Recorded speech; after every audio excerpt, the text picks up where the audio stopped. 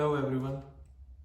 Today we are going to discuss about the get, set and clear method in our array list. So we are going to implement these three methods in our array list, and then the format is same. What we will do, first we will do the code review together on the IDE, and then after that we will come back on a whiteboard and we will do some use cases against the use of our APIs. Today again I disagree with the JDK implementation, and I really love to understand why they implemented some parts which we will discuss after the code review. So we are going to discuss first the get method in our array list. In our array list. So it look like it's a very pretty simple method, but there is a twist. So first, you remember we discussed already the range check, but we can check again because we did this 2 videos ago. So it's pretty straightforward. We are checking if index value is greater than or equal to size, throw index out of bound exception. Okay. So if this is passed, it means I'm going to get the result. So the range check, if you think it's only greater than equal to. So the question is, if I give -1 or -2, in that case, what will happen? The JDK is only handling one scenario, index out of bound exception. So, okay, we can discuss now that. So basically what happened, the upper bound we are checking, and the JDK is checking on its own. But what about the lower bound? Means the if you are giving the value index in negative.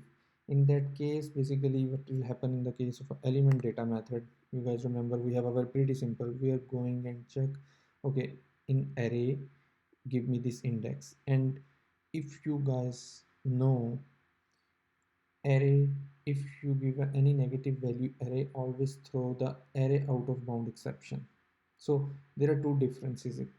If you are going to use JDK array list and you give the information, the index greater than the size, then you will get index out of bound exception. But if you go to the give the negative value, then basically JDK is saying, okay, array list class is not taking care of that, but under the hood element data, basically array class is going to take care of that. So maybe we can also, we will see the use case, but we can see the also the example. So for example, I have this and I'm going to run. So in this case I have 0, and it's going to throw the index out of bound exception, which is we already saw the range check. Now we will see. So now in this case it's an array index out of bound exception. So you easily understand why it's an array, because this is not thrown by the array list. It's basically thrown by under the hood this element data. So that is something new to me also when I read first time. And there is a one more interesting question. Any one of you who are watching this ever tried to read the code of primitive types?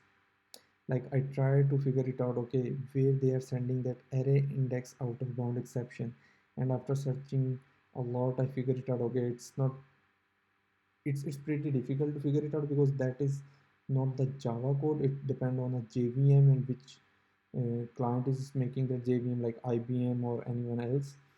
And as per my search, they are saying, okay, most of the time these are written in C and C++, and these are managed by the Java runtime environment. So these are not the Java files. These are mostly, we as we know, double int, these are keywords, they are not the objects.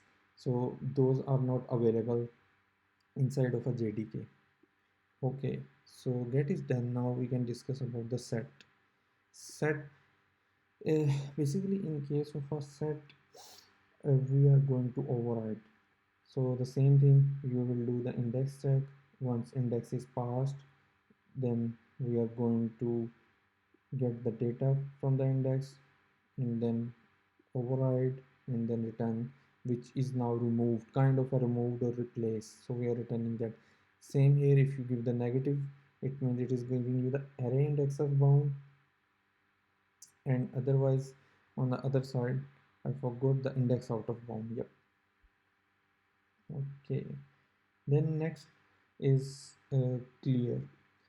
Here I want to I will discuss little bit about the linked list, but if you are not aware of that, it's okay. uh, it's nothing like we need to know now, but it's more like it's pretty easy for me to compare the analysis.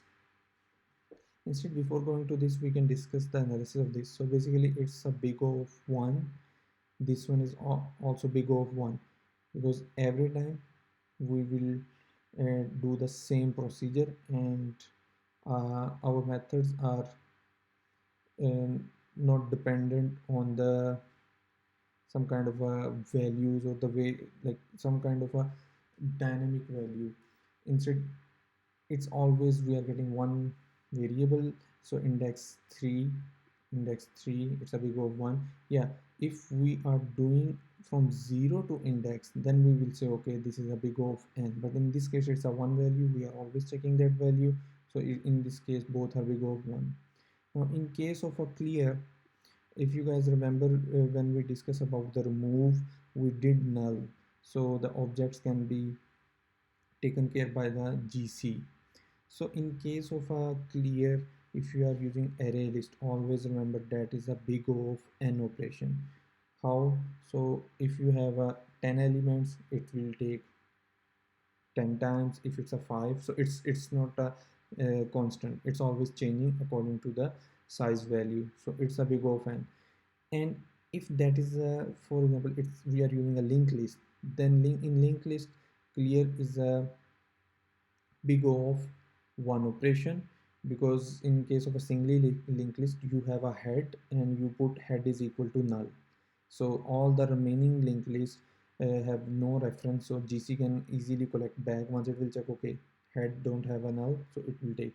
So if you are doing some work where you need to use more clear method than other methods, it's pretty good to go with the linked list. Or if you are on an interview and there is something where you can use array or a linked list, but you need to figure it out, okay, most of the time you are using clear, which means linked list is the best use case of that, because then you have a big O of 1.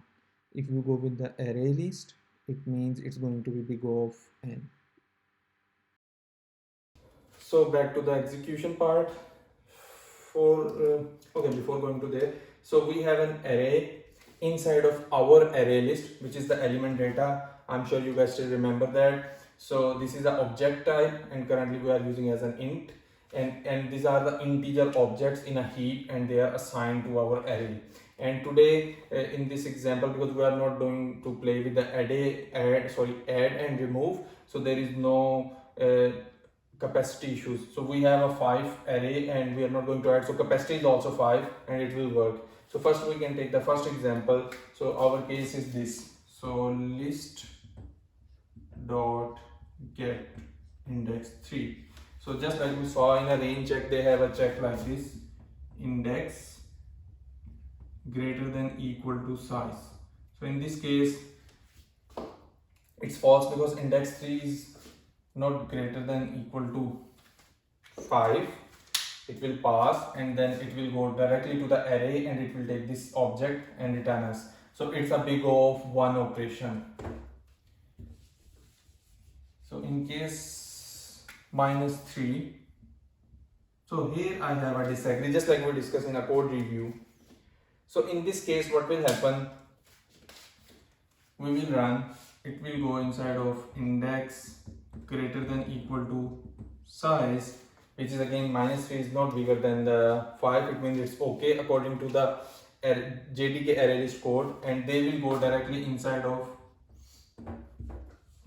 element data, this one, and they are going to say okay, -3, and here we have return. Now in this case, array is going to throw the array out of bound exception. which is okay, it's good. They want to delegate that and they don't want to manage.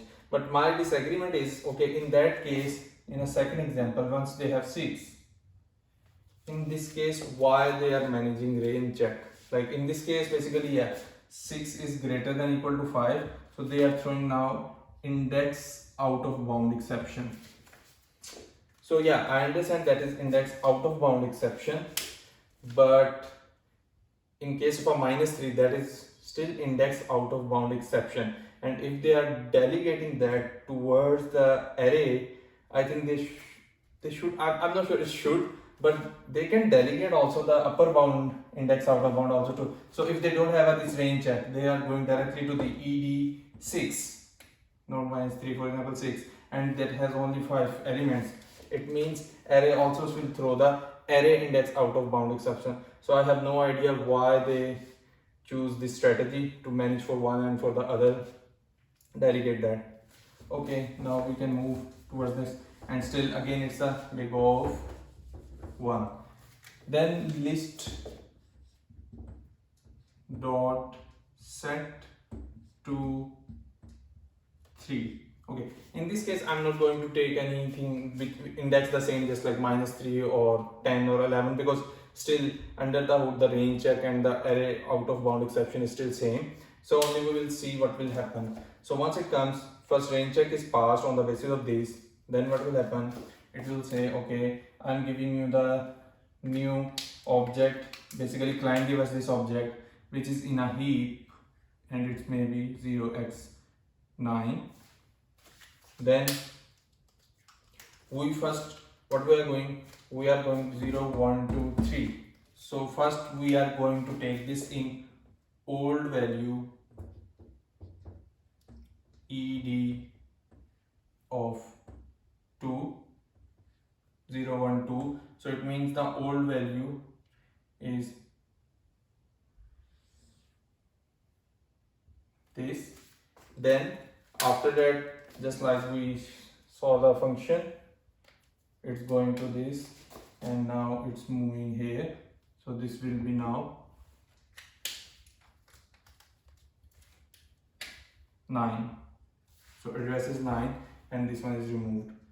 So for this object, our array is not more responsible for this. Now we return this to the client, and now client, if client has something assigning back to something, yep, it's there. If not, it means later it will be ready for the garbage collection. Okay, next is clear. So what will happen in the case of a clear?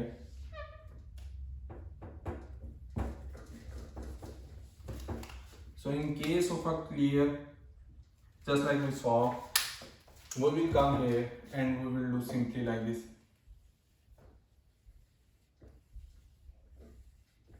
Because we are saying 0x0, 0x0. Basically null is equivalent 0x0, 0x0 and 0x0. But in this case, because it's a loop, I need to do one by one and it depends on the size. So it's always a big O of n. So yep, for today we have this. So I hope I share with you some new information. See you in the next video. Bye.